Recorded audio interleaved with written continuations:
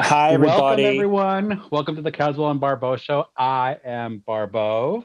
I'm Cazwell, and today we are interviewing Saint, which I'm Yes. we're very excited about. And also, we're going to do this differently. We're not going to do a recap of the show. Obviously, if you've been paying attention to Dragula, we know that yesterday was the reunion. So we are going to talk about the reunion a little bit, but we A really little just bit, want to yeah. get to know. We're going to get to know Saint. So we have a list of questions that Yeah. we're going to go through once we do the basic introduction. And I'm pretty ready to go. Unless you want to talk about the reunion a little bit I think that your reunion, before. we were kind of going back and forth, like whether we were going to talk to Saint about the reunion, and then we watched it, and we were like, you know what, the reunion pretty much just spoke for itself. Right. We can ask Saint a few questions about We the will. reunion, but we will. But I think that for the most part, I think pretty much everything was said that needed to be said in the reunion. But we are going to ask Right. a few little questions that we feel like we need some answers to. So, Okay. That sounds serious. let's go ahead and bring Saint in. Hello. One Hi, second. Hey, I think Saint. Hi. I was having headphone issues too. I'm like sitting here with the dongle and stuff. it's funny. I was going through the list and I was like, okay, there's a Saint. I hope there's no other Saints following me because I'm just gonna invite this first one that I find. I know it wouldn't let me do like my name, so I just put like Saint at the because that's what like people joke my name is all the time. Oh, okay. How are you, Well, it's nice Saint? to meet you, Saint. Hi, nice to meet you. And how you doing, girl? I'm doing good. I'm doing good. So I don't know if were you able to hear what we were talking about before you came on? Yes, y'all want piping hot tea about the reunion, and you won't get it from me. No, I'm just Yeah, I mean, kidding. if you have tea, I mean, serve, girl, serve. But we want to just like, we each came up with a bunch of questions and we just thought we'd have a little bit of fun just because we thought the reunion just pretty much just kind of did its own thing. Oh yeah, Uh, definitely. It kind of did. it really did. But we're Coco's going to get into reunion. some of that. Oh my God, Coco, we actually had Coco on the show and she wasn't very verbalized, but at that reunion, girl, I was like, oh, Oh, we yeah, were all Coco's, shook. she's got some things to say. So let's go ahead and just jump right into it. Kaz, why don't you go first? All right. We both put together like 10 questions that we wanted to know, Okay. but my first question started off real easy and it's like first date kind of question, okay? Okay. What is your favorite color? Oh my god. It's red and black. I'm kind of like addicted to the color scheme. It's like one of So, those things. If okay. it's not like broken, don't fix it. Okay. Um well, I just want you to know that based on this psychology review website, that if your favorite Uh-huh. color is black, you are Yes. independent, Sounds about strong-willed, right. and determined, and likes to Yeah. be in control of yourself and of all situations. As a So lover of black, you may be conservative and conventional because black is restricting and contained. Now, I feel like half that could be true, but the other one says that as a lover of red, red shows that you're outgoing, assertive, vigorous, and prone to impulsive actions in variable moods. I mean, that sounds like me too, kind of. So yeah, that sounds anyway, like a good mix. If I have to okay, describe myself, all of those adjectives make sense. You know okay. what? I'm gonna take it a step further. I Okay. just decided to look up the hanky code, and if What's we're the wait, talking wait, wait, wait, hanky wait, code, wait a minute, wait a minute. What is the hanky code? girl, the hanky code. Well, Come on, the hanky code has that been around since the '80s, and it basically was like a way for gay men to sort of signal to each other what they were into based on what color of handkerchiefs they would wear in their back pocket and whether they would wear them on the right side or on the left side. I mean, if right Oh, that's is some right like is right is submissive and left is dominant, if I this is understand some next correctly. level cruising stuff. And red is for Exactly. fisting. Red is It, for fisting. so red is actually I think black is for fisting. Oh yeah, so red is for fisting and black is for S and M. And let's see, if you wore red on your right pocket, it would be Fisting bottom. the receiver, and if you wore it on your left, you'd be the giver. And then This is black, like a reading rainbow situation. The more you know. totally. And then black, if you wore it on your left pocket, you were the whipper, and then right, you would be the whippy. So this has a lot to do with nothing. We're not making any assumptions. I'm just like, I don't think I can use any of this in today's time. No, but I mean, why not? It's information. So, all right. So I'm gonna go next. So who from the cast do you have on speed dial, and what is the last thing you guys spoke about? Oh, Coco. Okay. It was Coco. And last time we just kind of like sit on the sidelines and like comments and be like, "Ooh, child, that's messy." We just like commented on people's drama and stuff. Oh yeah. Yeah. So actually, speaking about that, I mean, why do you think that she just decided to just let it all out all of a sudden? I mean, it just seemed like, Coco is very reserved. Even, where you and I were at, that were the place where we can't talk about, I'm doing air quotes. Even there, Coco was very reserved. And then all of a sudden, that Coco appeared. What do you think happened? I think the thing with Coco is, and I don't think she would be mad at me saying this, is she stays reserved for the people around her, because Coco's one of those people who will tell it exactly like it is. Yeah. And like she's also that type of person, if she don't got nothing nice to say, she won't speak at all. So when she sees things happening, she just usually will be like, kind of tilting her head to the side. Y'all seen the gifs. And won't say anything. And I think they caught her on a rare moment where she was like, "Well, let me just say what I was thinking," and I think the world was ready to hear it. Right. Because it's very thought out by the time it comes out and articulated with a laser. Yeah. Yes, absolutely. All right, so absolutely. I got a question, and this is pretty deep. And the answer to this will say a lot about you. So pay attention. It's a detailed question. Okay. All right. You know how you've eaten a Thomas's English muffin before, right? What is that? You know a Thomas's English muffin, you get it in a 6-pack and you can like split it with your hand. It's like you don't have to cut it. It's a Thomas's English muffin. It's been around since like the 1800s. You've never seen one? Like let's just go for this. You know what an English muffin is, right? No. It's okay. You know what an English muffin is? It's like what like an egg McMuffin comes on. It's like that kind of. Oh, okay. It's like that kind of muffin. Yeah. That's called the Okay, so let's say you don't seem to have any experience with Thomas's English muffin, so use your imagination. You get an English muffin, okay, just out of the package. Right. And you cut it in half with your hand. You just fold it, you unfold it, okay? So now it's 2 halves, okay? So one is like thick and one is like thinner with a thin edge. Do you know what I'm saying? Yeah. Okay, yeah. Okay, so then you take those 2 halves of the English muffin and you put it in the toaster. Okay. And you take it out. Where are you going? Just trust me on this, okay? We're going to get there. And then you take it out. So one of them is a little bit crispy on top, the thick one, and the thin one has the edges crispy, but they've both been toasted because the thin one. Okay. So then you put your butter on both sides of the English muffin, and then you put a jelly on each side. Let's say a good like strawberry preserve, like some fancy shit that Barbeau buys. Okay. Which half do you eat first? All right. Oh my God. That's a good question, girl. I'm the type of person that let's get like the part that might be bad out of the way. So I would eat the thinner side. Okay. That says a lot about you, and I'll break down the psychological analysis on another show, but that's all I need to know. Okay, I'm going to go.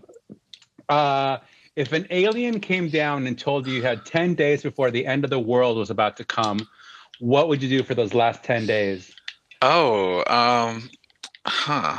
Probably do something peaceful. Like probably just like, it kind of is what it is. Like what can I really do? So probably just like enjoy myself, like, you know. What would peaceful mean to you? What does that mean? Ooh.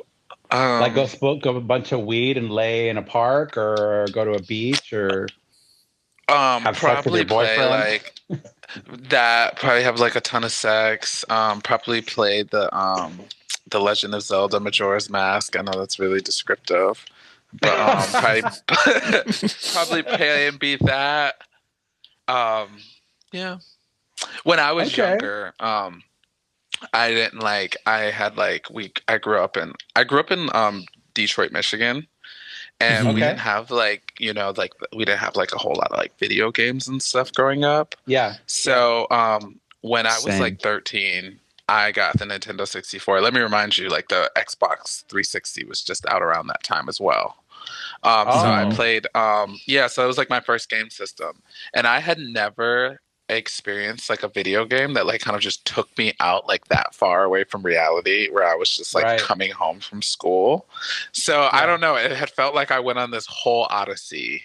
Come like sort of like addicted to them, just because of what it was doing to you? No, like right now I'll play them like when I'm just like in between work or something, like when I'm like not traveling. If I have like 3-4 days off and I've like completed all like the things I have to do, I'll just play like and I'm like a weirdo, like I'll like speed through the whole game in just like a couple days, just for that like weird like break into that like fantasy. Yeah. And like because Majora's Mask was like the first game that I've ever played on the Nintendo 64, once a year I'll like play it. It's like this weird ritual that I'll do. I love it. I'm a huge gamer as well. I mean, it's such a nice escape from just, you know, reality and just going into those worlds. I'm usually like totally about like the post-apocalyptic and just running around collecting pencils and buckets and, you know, just weird shit, and then making lead and, you know, metal, and I don't know, it's just really stupid. You know, it's just silly. So I've never played a video game with Barbeau either, just so you know. We're roommates. We've never played. One time we did a car one, and this was one of the reasons I don't drive. I kept getting the brake mixed up with the accelerator. But I can't relate as far as I don't play video games, but I appreciate it. And I think that they help people with some things. Do you know what I mean? Like, I don't know what you were saying as far as escapism and healthy escapism. So as far as that, as opposed to like, you know, doing heroin. Yeah. Have you ever happened to tune into Bitch Pudding's like Twitch thing where she plays video games? Oh yeah, I was able to actually do her party in LA called Bitchin', where it's like she has like a video game themed party, and like they have like different game systems plugged in, and everyone's playing video games all night. So, that's so cute. I love it. That's so cool. So we're gonna keep doing this. Tell me then. Tell me what your favorite horror movie is and why. Ooh, my favorite horror movie. I don't know if it's really considered like a horror movie. It's like more of a horror comedy, but Evil Dead. Oh, yeah, that's a horror movie. That's an amazing horror movie. Yeah. The original, I like right? I love the original, and I really like the new one. I just love the whole series. Same. I just like the whole campy take on like horror, and like the you know, the witty main character who's like constantly breaking the fourth wall and being like I don't know. I just love the Evil Dead. Yeah. We had Ray as a guest judge on the show, and when I don't know if I can talk about this. I'll talk about it anyways. They actually inspect our outfits up close, like after we do the floor show. The guest judges see us. And, really? Yeah, so that way they're not, you know, because I'm sure sometimes they'll be like, you know, we can't see the details, and if any fans are like, you know, they're so far away, they actually inspect us. But I could not hold my excitement in with Ray. Like I just was like I walked up to him and just like freaked out. That's awesome. I love it. Which episode was that? Why am I blanking? That was Extra Sisters. Oh, okay. So yeah, I was really just stoked to meet him, and like he was just so cool, and like he wasn't even and then like the fun part about it was like after he came to the premiere, and we like had a little small chat, and he's just as cool as I would like him to be. Awesome. Were there any other judges that you were just, you know, super excited about? I really like Bob the drag queen. Bob's just like a cool person, and every single time I've interacted with Bob, it's been just like the best kind of like interactions. Yeah, just a Bob. wise and cool person. Did Bob just get some new hair? Yeah, he went to Mickey the Barber. Mickey the Barber is the OG with like hair systems. I looked at her shit and she is like the best. And he got a flawless weave. Period. Looks sickening. Yeah. Let me jump into this. So I want to talk about fashion for a second. I want to know like your favorite fashion designers for either men's or women's wear, because I could see the influence on both for what you do. So are there any that you want to give a shout out to, or there's someone that you could talk to that really inspire you? So my favorite fashion designer, I'd have to say Iris Van Herpen. She's like just really killing things right now. I'm really into like the idea of like your pieces, like the movement being part of them. Obviously, I love me some Terry Mugler. That's kind of like it. Like I think I read a little bit more as like a fashion person, but the ideas behind mine were like more of I want to just create fun shapes and ideas more than fashion. Yeah, so I think you're not necessarily like a big couture queen per se. Yeah, I'm not like the biggest couture queen at all. It just like kind of I just kind of ended up there. I was like, well, this is how it's going. It's not a bad thing. Not a bad. So you said Iris Hertman? Iris Van Herpen. Okay. Iris, she was on that TV show? Was that her? The one with Johnny Coda, just like last year. I think it may have been. Let me see. I'm going to look her up really quick because it sounds really familiar. I'm looking at her shit right now. It's very okay. I don't know. I don't even know the words to describe it. It takes you really on like amazing. It takes you on like a journey. Oh wow, her stuff is amazing. Yeah. I know. It's like holy smokes. And like some of it is more elegant, and some of it is like hyper futuristic too. So I'm right. Like, yeah. I'm looking at this, like, good 3D choice. Printed neck piece she did, which is just sick. Yeah. Okay, let me go. If you were stuck on a desert island, what would be 2 albums and 2 movies that you couldn't live without? Ooh, obviously you 2 have to albums watch and and listen 2 to these movies. every day. Yeah. Okay. Okay, let's do the albums first. Okay, give me a second. This is a big one. This is It's major. This one's really major. Adele 19. Okay. Yeah, Adele 19, and then who else would be as strong? Tough times. Yeah. I don't know. 19. Like I like a lot of Adele's music, but 19, I can listen from start to finish without hitting skip. Okay. And then who else would be? This is so hard. I know this isn't real, but it feels so real right now. Okay, Lil Wayne, Carter 3. Okay, that's a good one. And 2 movies. Okay, and 2 movies. Oh, this is so bad because the thing is, I don't actually watch a whole lot of movies. Oh, really? Yeah, I really don't watch a whole lot of movies. That's fine. That's fine. You don't have to answer movies. I mean, if it's just too, music, that's fine. Okay. You'll have a million on repeat anyway, so who needs a movie? Right. Exactly. Okay, let's go back to the reunion. This is, in your expert opinion, who was the most drunk at the reunion? Oh. I know the answer to this. Yeah, I know the answer to, but I can't say it. Okay. Who wasn't spot. drunk at the reunion? Who wasn't drunk at the drunk? reunion? Same. Yeah, me. Me and Hoso. Hoso wasn't drunk at the reunion? No. Okay. All right. I thought maybe she was a little Hoso. extra. That's surprising. Do you have a follow-up question to that, Barbeau? Yeah. Do I have a follow-up question to that? No. All right, well then hit him with your next question. All right. So since we're going a little bit into the reunion, this is something that we actually talked about with Dali as well. In the entire season, there seemed to be something towards Sigourney. Even in the place where you and I were at, I even could tell there was something towards Sigourney. Can I interject in here for a second?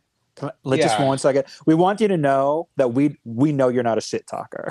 We weren't expecting you to like spill the tea seriously. So anything that we ask like this, you can answer it as eloquently, which we would assume you would, as possible. I mean, so we don't have to talk shit. Right. Yeah. Even Kaz and I, sort of talked about the situation that I was in, and we were trying to sort of figure it out. And I was like, I honestly couldn't really even put my finger on where it kind of was coming from, like what do you think it could have been? Do you think that it might have been that she was like a cis female but people just don't want to admit that? I mean, I definitely don't think it's that at all. I don't think it has anything to do with her gender. I just think you just got like, the luck of the draw. You just got two people who just didn't like each other. Because like I think if like even myself, I was like trying to like put things together, and I was just like, oh, they just don't like each other. Yeah. And then like Sigourney's the type of person who will just be like kind of upfront with you and be like, hey, like I remember at the reunion, Astrid was just like, yeah, remember Sigourney, you said you didn't like me, and she was just like, yeah, I did. I did, yeah, she did. She's kind of just that kind of person. If she just doesn't get a good read, she's kind of like, okay. And I think her and Mary might have just rubbed each other the wrong way, and they just never. To me, it just seemed like there was more than just Mary, though. I mean, I don't know, but again, also I do think it was like part of like she was still grieving, and I think her walls may have been up like a little bit more than maybe other people's, and the Boulets do a really good job of turning that like the competition into like a mix, like a crock pot of like emotions. And even myself, like I remember by Ghost Ship episode, I was kept like I come into this is my third time doing this. I had a pretty high confidence going in, but like by Ghost Ship, I was just like, I could be going home next episode. Yeah. So I was even like broken down. Like, so they do a really good job of like, putting like your feet to the fire, no matter how like confident or like strong you feel in your abilities. That's true. And you actually made a really good point. I mean, I think anyone who's going to be grieving, they're going to want to protect themselves at all costs, because I mean, obviously, when you're going through something like that, you're going to put up all kinds of walls just to be able to deal with whatever you're processing. So, and her coming into a situation like that right after something like that happened, I mean, how else are you going to deal with it if you think about it? So, Shirley, you're drinking a Capri Sun. Sorry. I'm hydrating. Oh my God. I know that. All right. On that note, I'm going to ask an easy question. Give me your guilty diva pleasure to listen to. Ooh, guilty diva pleasure, Taylor Swift. Oh, guilty. That is not what we were expecting. Yeah. Wow. We were talking about this, and I was like, I know that this is not Saint's generation, but I wouldn't be surprised if Saint said Madonna and Barbeau is like, Saint's like 12. He's really young. So I was like, I know, but you could tell that Saint is the kind of person that does research or really goes into where things stem from, or like the history of some singers. So I would be like, I bet like, I'm sure that Madonna might have had like some type of influence, just because, I don't know, people that are from me and Barbeau's generation can see where she started the edginess and how she created a lane. But I don't know. So I mean, if you want to talk more about Taylor and why, I think people would like to hear it. Or do you agree with what we're saying as far as like Madonna or older divas? Oh, I actually love Madonna. But like Taylor Swift would never be like somebody I'd like openly be like, yeah, you listen. Okay. I'm like, oh yeah, Taylor. Totally. Jade and I were like on the porch, and she was singing a Taylor song, and I had listened to it with her, and then at some point I was singing the lyrics. She's like, "You know this song?" I was like, "Yeah, shut up." I love that. Okay, let's see. What's something about Dragula that has changed your life that you didn't expect? And obviously, not be obvious, like you have more followers or you have more bookings, but something completely that you would have never expected to happen because of Honestly, my position in like the drag community, which has like that has like that was something that I never would have guessed would have happened. When I had started drag, I started drag in Atlanta, and I was like, the spooky black girl who would go into these like clubs full of like polished pageant people, and over time, I didn't realize like who like I would become, like. Mm-hmm. Like the community that I would like represent. And like after Resurrection, that was the first time an alternative a black girl had made it that far in Dragula, like who had like won something, who got recognition. And not to say, and not to like belittle anything anyone else has brought to the community, because Kendra and like Meatball, like they walked so I could run, essentially. But like after that, having so many people like look at me, because honestly, my headspace for season 4 was just like, make it on, I'll do the best I can. But like seeing like all of these like messages from like younger queer people who are like, and even people who had like established themselves in the community already, who had like looked up to me, because there's just not a whole lot of black alt girls, so it became more of like a new position I had to take. I was like, I'm gonna go on, because I didn't know Coco or Mary were gonna be there, so it was just like I have to be like the champion of these people. I remember Dolly saying something about like that you put pressure on yourself, because like you choose to. Do you think that is a pressure that you sort of put on yourself? Or do you really think that it was really there? Like you just, do you know what I'm saying? Does that make sense? It was honestly like a pressure that was not like really put onto myself. It was like kind of it was like a mixture. It was like without like those messages and like the people who are looking up to me, I don't think I would have performed as well as I did, or I wouldn't have like, been able to like essentially like unlock myself like without it. That makes sense. So like it was like a good pressure. It was just like I wouldn't be as like strong if I didn't have those people behind me, like because like my whole package was put together by like a community. Because when I started drag, I have one sister. And that was it. We were doing drag in our bedrooms, and like we would go out into the clubs trying our best to like, we were like begging for tip spots at one time. So now I have like this whole world of like, and it was just like, and I realized just by being myself, like that's what was like, I don't know, having those people like kind of like, send me like messages like, girl, I'm so happy. Like I see myself in you. Like made me realize that just being myself was all I needed to do. Right. Hey, Kaz, do you mind if I ask him my next question? Because it kind of is almost a part of this, what he just talked about. Yeah, go ahead. Okay. So like when you first started experimenting with drag and like, you started doing it and your process, how did that all start? Like, how did you decide I'm going to do drag, or, what was it like, was it sort of, or your style of drag too? Tell me, can you tell us a little bit about how that sort of started? So when I had started, I had always been like an artsy kid per se. When I was younger, like that was kind of an outlet, but like, with like life happening over time, it was just like that was something I had to like kind of like suppress. It was always something that I like still like thought about, like, oh yeah. So when I went to like my first like I don't want to call it like a real drag show in Georgia, I'd seen something like I'd never seen. I'd seen somebody like kind of letting it all out on the stage. Like and like in their performance and their look, like it was actually Eva Destruction. She was the first drag show. Like she had closed it, and like seeing it all like unfold on the stage, I had never felt like so inspired in my life. The next morning I like was at Goodwill like picking out some stuff, plopping makeup on my face. Oh, what? So it was that fast. You saw it. It was literally that like, I gotta try fast. that.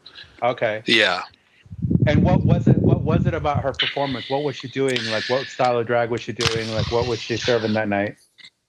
She actually did the laughing track, but like the commitment to the character, like everything was just like so like and the thing is I had met Eva before out of drag, and just to see this like totally brand new person like exist before my eyes like this character right.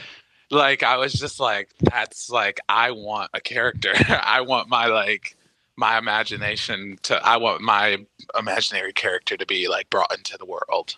And what's the transformation process for you like? I mean, what happens when you become your character? Do you feel different? How does that work? How does that process work? For me, it's not so much of like a transformation. It's like almost just like an emotional extension, like like I don't know. I think it took a while for me to to channel like what portion, because when I got in, I was just all over the place. But like once I kind of like started to like focus on like a place that like I could draw inspiration from, it started to become easier. Like it was just like a muscle that find that.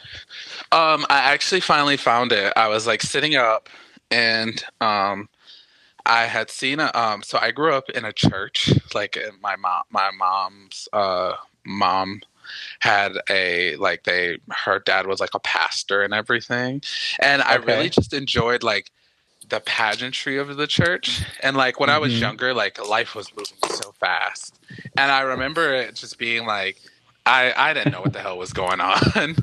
Like I was just like sitting there, I'm seeing all these people. It looked really culty, but in my mind, I'm also growing up in like the land of superheroes, watching like Justice League and stuff.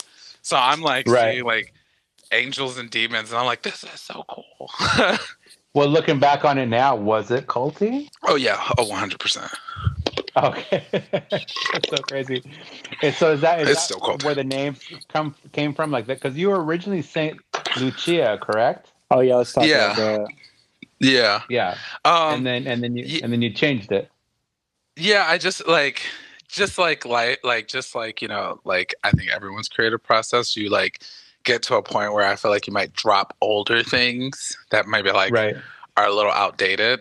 Right. And because as I grew up, it was just like it was more of like just the saint that was like the staying thing. Yeah, it's a powerful it's a powerful name, just Saint. That's straight up. Point blank. Well, so I was going to ask something that was kind of on the same tip too. Was that is there a performer that you want to see on Dragula in the future? Like if like anyone from anywhere. Yeah, there's quite a few. There's Sardonyx in Philly. I don't want to like butcher anybody's like location, but yeah, there's quite a few. Actually, Coco was one of my picks. I had actually sent her a message before the season had started, when auditions had dropped, because like I said, it was like this weird position where people were like looking up to me. And I remember after Resurrection, she had sent me a message, and I don't think she thought I seen too much stock on it. But when I found her page, I was like, oh, she's so cool. Like I was just like, I want to be her. Like everything that she's putting out, like to me, she was just so cool. So like when the audition process had happened, I had slid in her DMs. I was like, hey girl. And like, obviously for her, she's just like, what the hell? Why is Say in my inbox? Yeah. And I'm just like, I just think you're so cool. And like, I could like, I don't know. She just shared so many similarities to me. And I just have been like I've been like such a watcher of hers for so long. Right. And like, I don't know, you could just see her story and like her day to day, like in her drag. I'm looking up Sardonyx right now, and I'm already a fan. Like, yeah, there's Sardonyx. There's Dusk. They live in LA.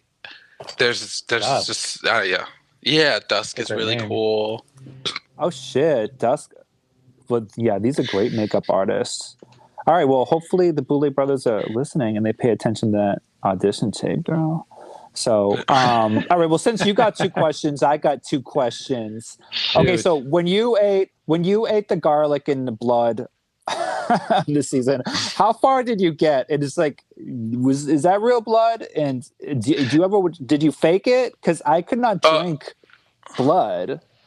So I just really want to know, because some of these really freak me the fuck out. Because one of the things that me and Barbeau keep talking about is, I would do that suffocation with the latex any day over cockroaches on my person. Like yesterday, I saw like they did some type of the exterminator came in the building. So sometimes when that happens, like dead roaches will come to the drain, and there was this water bug like the size of a fucking cell phone in my sink yesterday, and I just like screamed at the top of my lungs that I had him help me get rid of it. Like I can't do it. So I'm like, I want to know your opinion on these exterminations. Like, what's the least favorite you would want to do? Which one really would freak you out? But also like that blood and garlic challenge. Were you just sipping on that? did you you're like, I'm not even gonna try?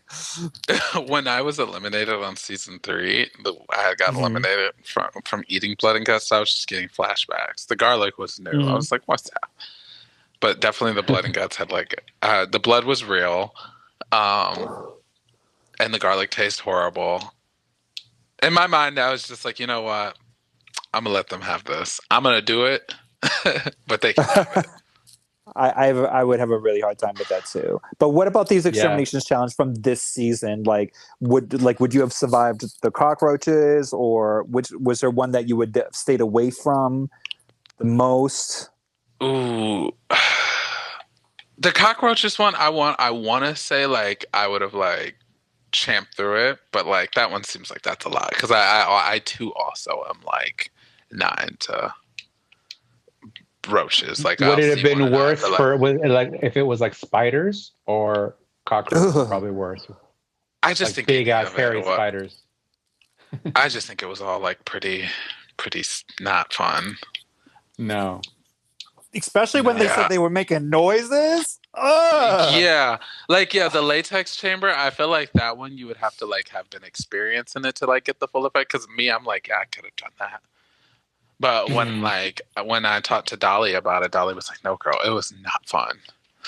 I was like, "Oh, it didn't look fun. It really didn't." So I'm going to ask this question then, because it could almost be a part of what you just asked. What would be your favorite condiment, and what do you put it on? Oh, barbecue sauce on everything. Yeah. I get angry. Like my roommate, he went to the store and I was just like, "Don't forget the barbecue sauce." And I think I said it like 15 times. And then he came home and like way I would not let him live it down. Like I'm just I'm supposed to just eat these chicken nuggets plain. You were just like Peppermint. Like if she doesn't have enough of the dipping sauce, she's ready to flip the table.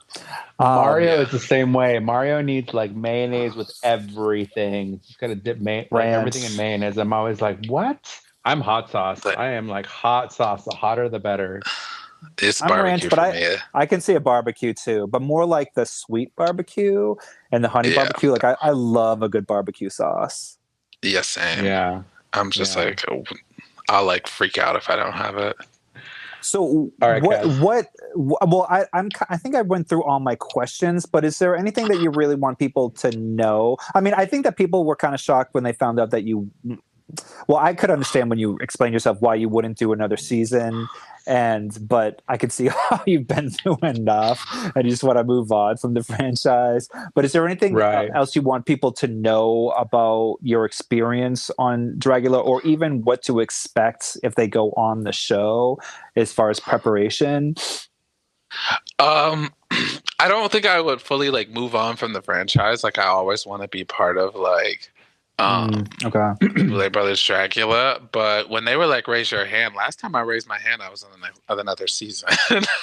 So I was just like it was more of like just needing a break, because for the last 3 years of my life it's been like this, like these like I think you hear about it from like even like Drag Race, that like window where you're like waiting, the cast announcement, having to just kind of put yourself through like the rigmarole of like hearing so many people's opinions of you that don't like even know you, and having to like present and go out and like, you know, then like, you know, having like to do like press and just the whole thing for the last 3 years of my life, I've had to like do that. And it's like, as much as like I wouldn't trade these last 3 years of my life away, and I'm very grateful for them, I would like a break.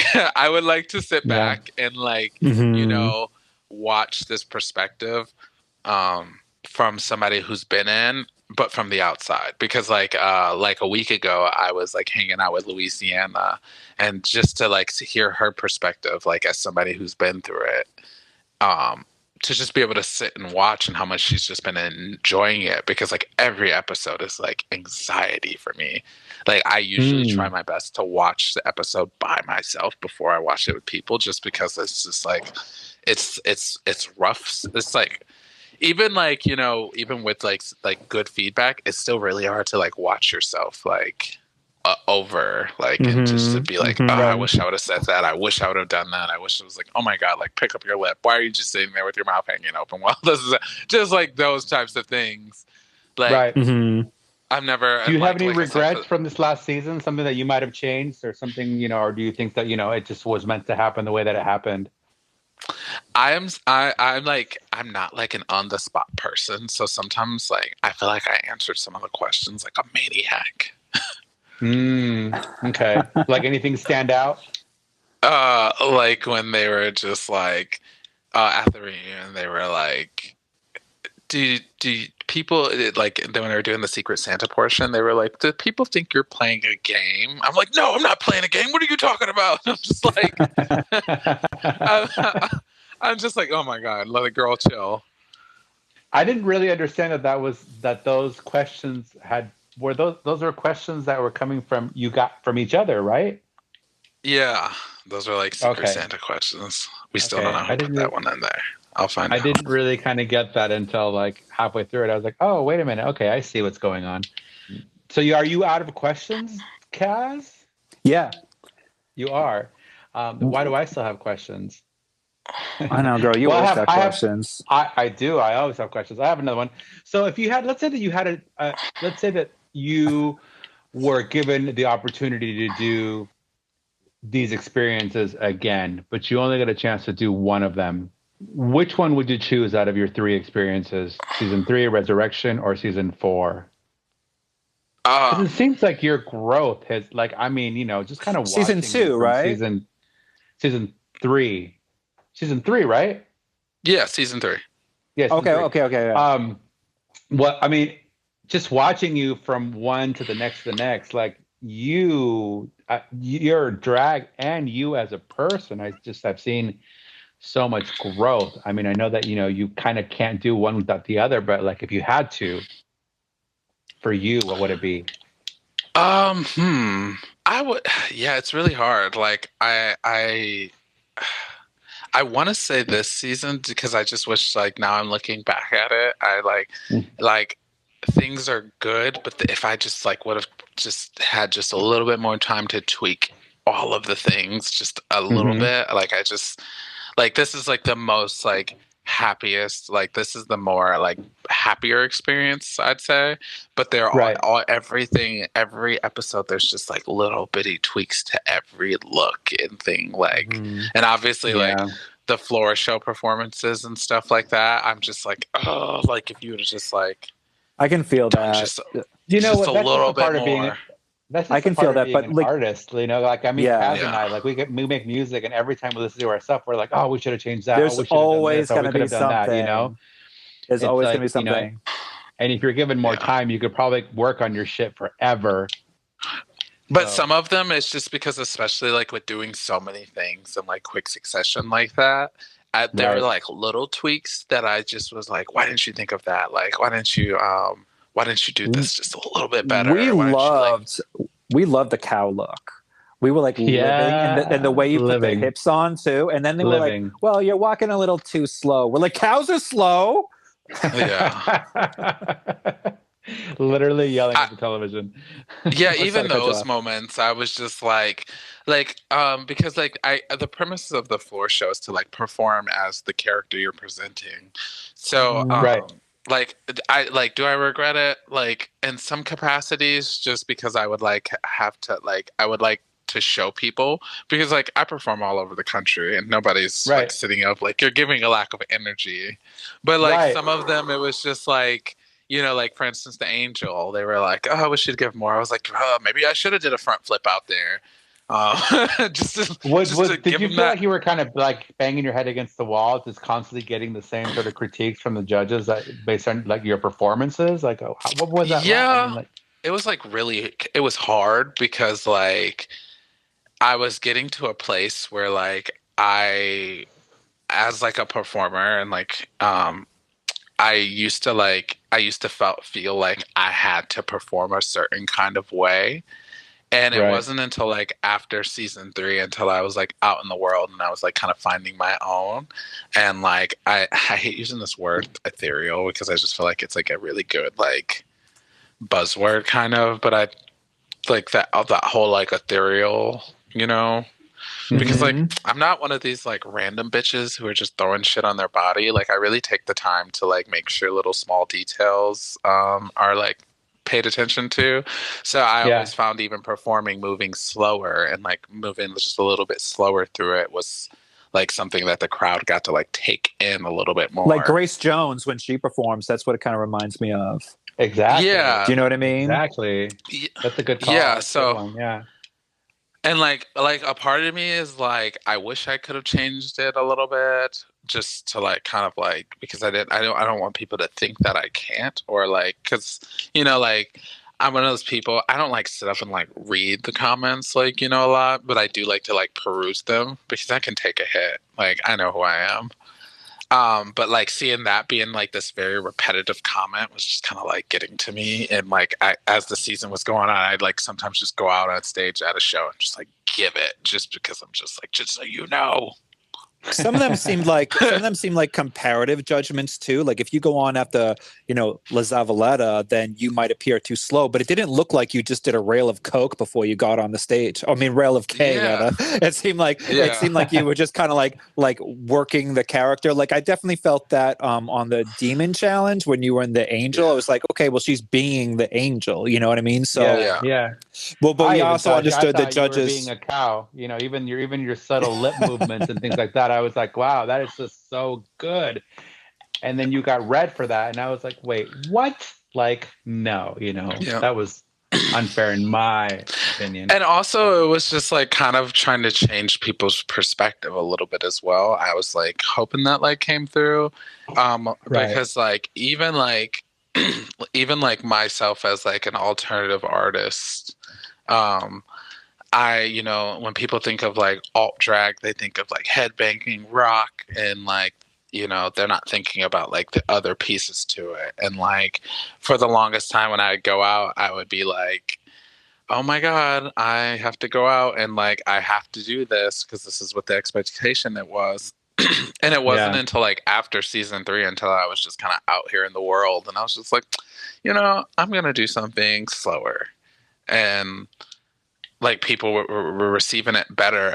People were receiving it better because I think they could see my comfortability in it. And I think that's what was making it. And then like, I don't know. It was just one of those weird, like kind of like, it felt like I was being like pushed backwards into the like learning myself.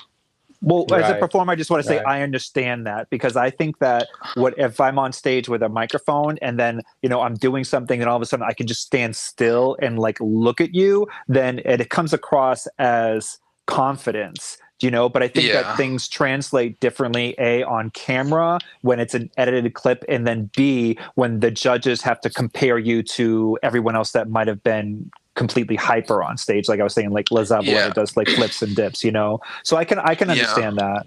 So I think we're gonna get ready to wrap this up here. One final question for you before we wrap up these questions. What would it mean for you to win Dragula? Oh, wow. Girl, you had to ask that. Now she's gonna start crying. No, fine. Here it comes. Here it comes now. You got to end it with a bang, girl. I can't believe you asked that. I don't know. It's like that's like such a layered question. It's such a layered question.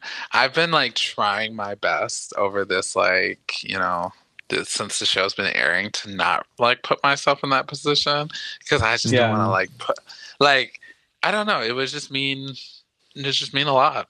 Like I hate to be like super vague, but like it would mean a lot. I feel like it would mean a lot to me. It'd mean a lot to my community. It would mean a lot to, and I don't know. I wish I had like this bigger. I wish I had this bigger like presidential speech. Honestly, it's okay, because I feel like you have pretty much already said it earlier when you were talking about your community and the people that and the weight that you had on your shoulders. I mean, I think that we definitely understand what it would mean to you and what it would mean to a lot of people that follow you as well.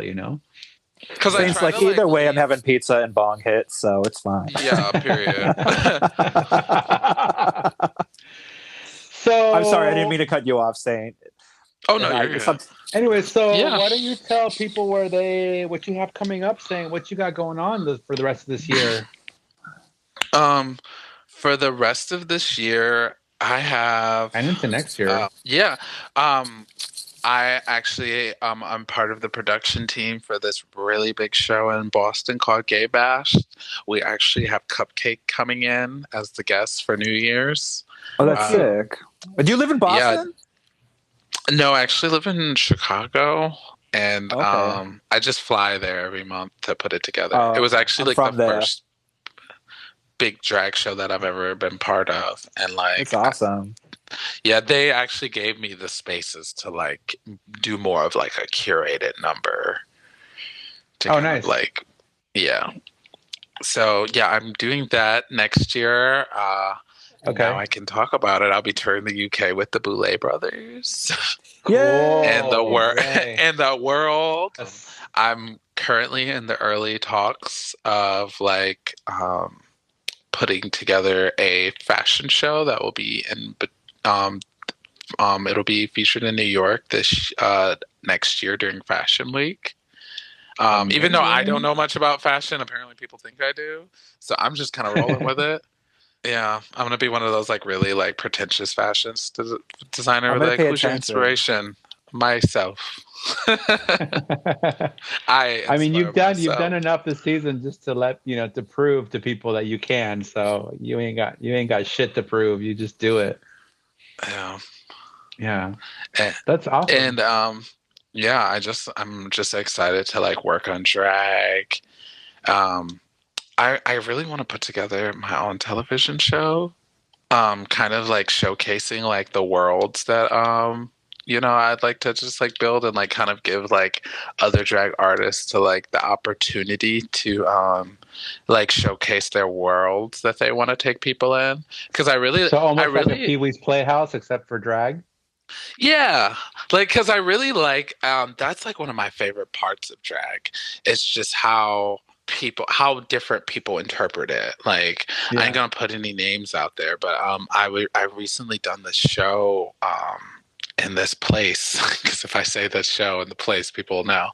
But and there's this like, you could tell he's like not like really like a confident person. He even when he picked me up, because they had reached out to book me, and they were just like, we really want you out. And the guy picks me up, and you could tell he's just like not a confident guy, and like he works like a 9 to 5, and then like to see him come out on stage and come to life. I really love that drag does that for people. Like it gives them like for those 3 minutes and 40 seconds, he was like everything he wanted to be. And that's like such a powerful message that drag can deliver. I love that. When can we expect to see that? Hopefully soon. I've been working.